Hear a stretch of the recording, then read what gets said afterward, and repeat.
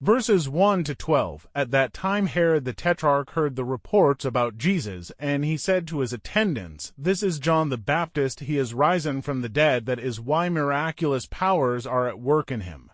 Now Herod had arrested John and bound him and put him in prison because of his wife Herodias, his brother Philip's wife, for John had been saying to him, "It is not lawful for you to have her."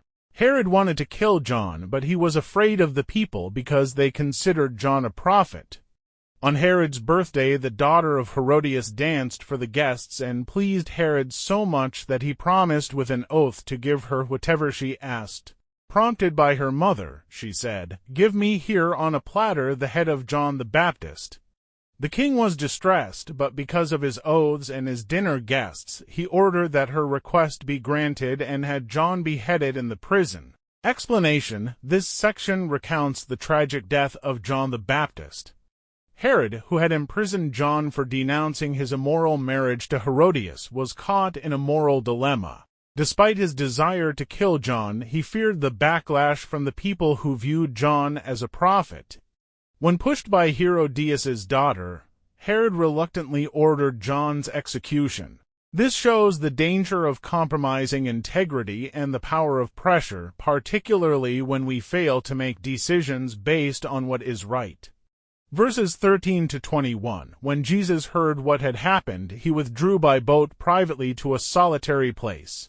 Hearing of this, the crowds followed him on foot from the towns. When Jesus landed and saw a large crowd, he had compassion on them and healed their sick. As evening approached, the disciples came to him and said, "This is a remote place, and it's already getting late. Send the crowds away so they can go to the villages and buy themselves some food." Jesus replied, "They do not need to go away. You give them something to eat." "We have here only 5 loaves of bread and 2 fish," they answered. "Bring them here to me," he said. And he directed the people to sit down on the grass. Taking the 5 loaves and the 2 fish and looking up to heaven, he gave thanks and broke the loaves. Then he gave them to the disciples, and the disciples gave them to the people. They all ate and were satisfied, and the disciples picked up 12 basketfuls of broken pieces that were left over. The number of those who ate was about 5,000 men, besides women and children.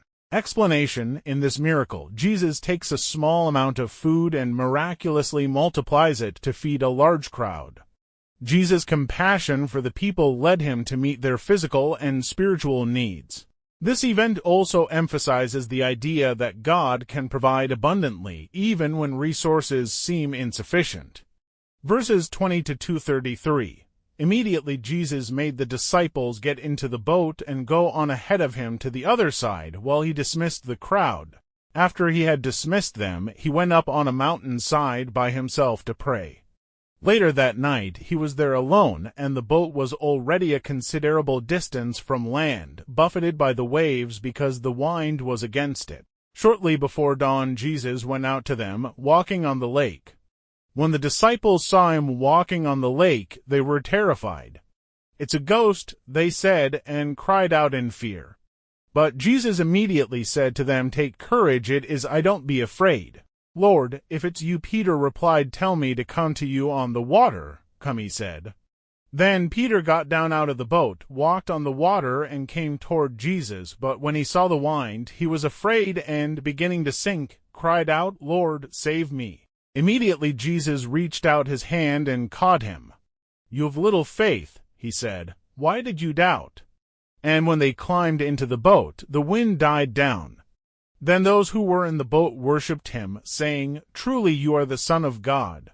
Explanation: in this passage, Jesus walks on water to reach the disciples, who are struggling against a storm.